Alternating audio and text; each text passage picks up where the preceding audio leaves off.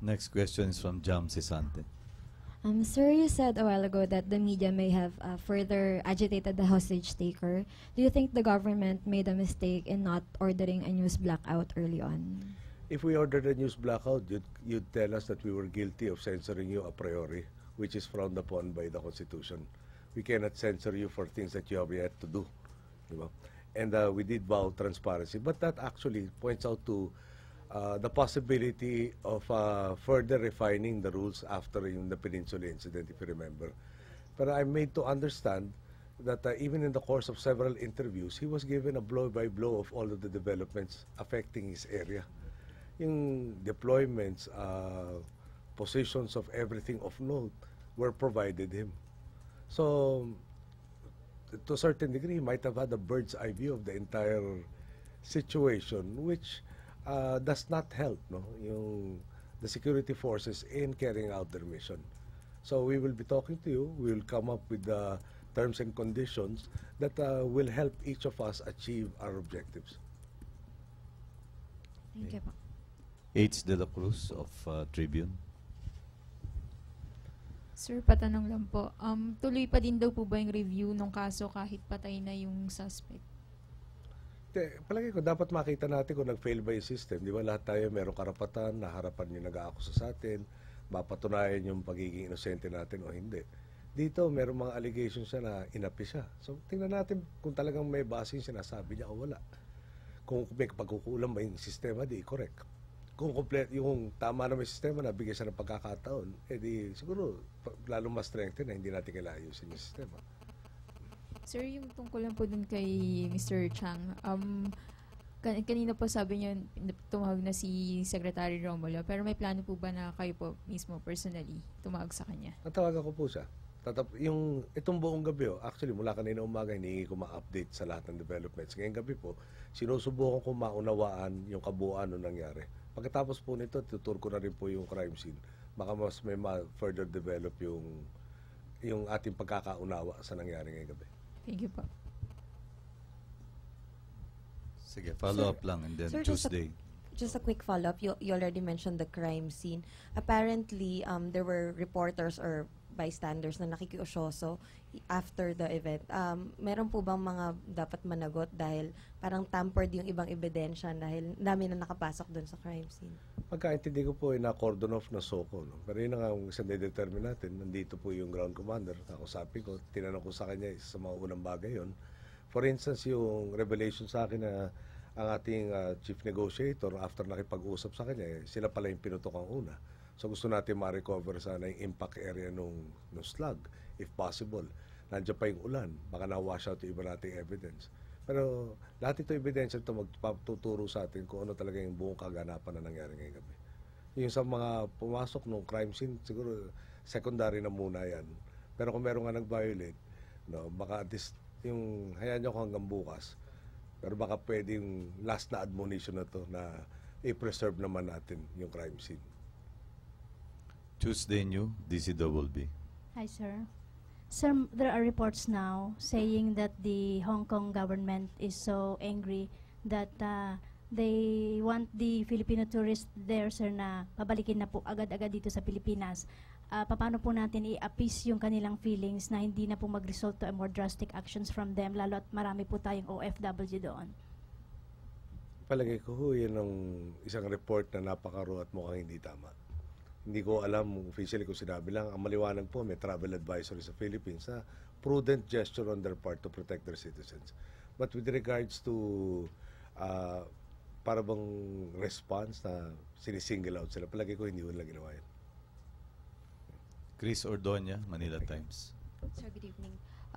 Sir, sana po ngayon yung family members ni Mendoza? Isa lang ang nasa custody, si SPO2 Gilberto Mendoza. Sir, may possible charges po ba na pwede siyang kaharapin? That is being investigated at this point in time. Pero I should like to point out, perhaps I can ask the hostage negotiator to say what he overheard the brother tell Inspector Mendoza yung at that time na after pinabasa yung sulat.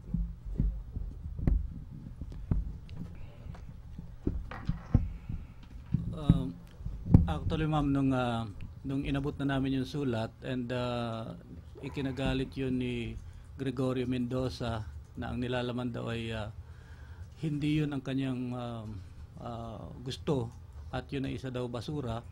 While he is talking over the phone, this Gregorio Mendoza, nagsabi siya doon kay Inspector. Captain Mendoza na, Brad, pag hindi inirelease yung baril ko, huwag kang papayag. Meaning, huwag papayag dun sa usapan namin na susurrender siya after ma-resolve. So, naging part na rin siya nung bargaining na kailangan ibalik muna yung baril niya.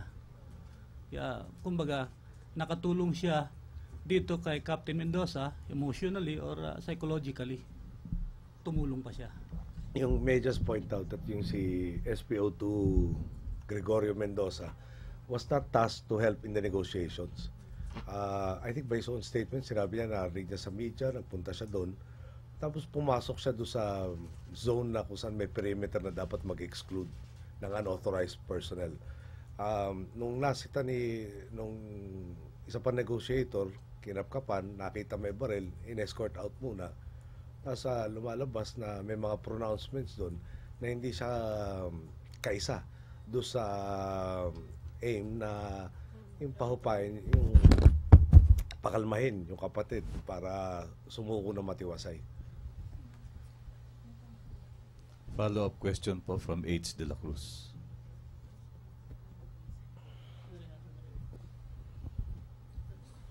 Sir, follow-up lang po dun sa review ng case. Sino daw po yung aatasan nyo para magsagawa nito? Lagi ko pwede na Secretary de Lima. And I can also task ko Secretary de Lima has really quite a substantial load. Her agency is not under her. But I might even ask the Presidential Legal Counsel, who has less of a load, to, as a lawyer, to conduct a parallel investigation. Sir, tapos fact-check lang po dun sa casualties. Kasi nabanggit nyo po kanina sa statement yung nawalo, yung kumpirmadong patay. Tama po ba? I think that's correct. That's the information that I've gotten. Yes, sir. And how about yung mga nasaktan daw po? Do we have... Walo sir yung injured. 8 injured. Kasama ba yung 3 na? 8, 18, 16. 16 ang kinakount. 16 plus 9, 25. Sobrang yata. May 3 na ambulatory na hindi injured, di ba? 4 sir yung ambulatory sir na unang lumabas. Okay. Tapos another 4 sir na kineri sir ng ambulance. Okay. So bali 8 sir yung... 4 pa doon sa 8 natitira ang injured. Besides the 8 dead. Tapos yung 4 others were not injured. 7 sir ang... Can I ask Director Santiago to give you the breakdown? As of now, ang record as of now is 7 ang dead on arrival, the victims. Total of 8 were hospitalized, and some 2 are under observation. 1 injured mother and child, and the rest are being under observation. And sir, considering na hindi pa po natatapos yung first 100 days ninyo, may ganito ng mga pangyayari, ano pong pakiramdam bilang Pangulo?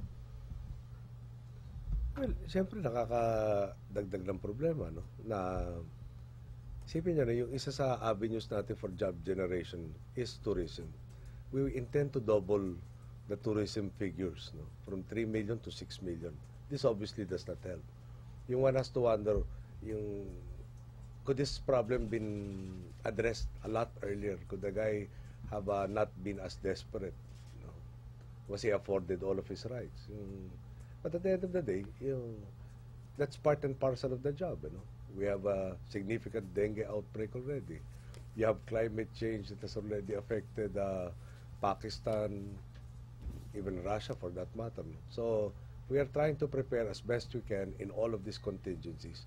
But we will not be deterred in our quest to really improve the lot of the Filipino. Sir, most important lesson learned po sa pangyayaring to? There is, I think, a need, no, to at the beginning of the day, I was very confident in the capabilities of our security forces, especially given this particular situation. Yung most of the time when there is a demo of hostage rescues, it entails a bus. I'm sure most of you have managed to witness the same, no? So, and you also had the hostage taker who didn't seem hell-bent on killing himself or hurting anybody else. But as they say, yung certain situations change. He was obviously distressed to begin with. Something pushed him over the edge. No, one has to ask. There has to be really, I think, a redefinition of limitations. When the hostage negotiator, for instance, was trying to call him up, who were the people that he was talking to? What were the limitations imposed on the media? I think none. Everybody wanted to get the latest tidbit. No?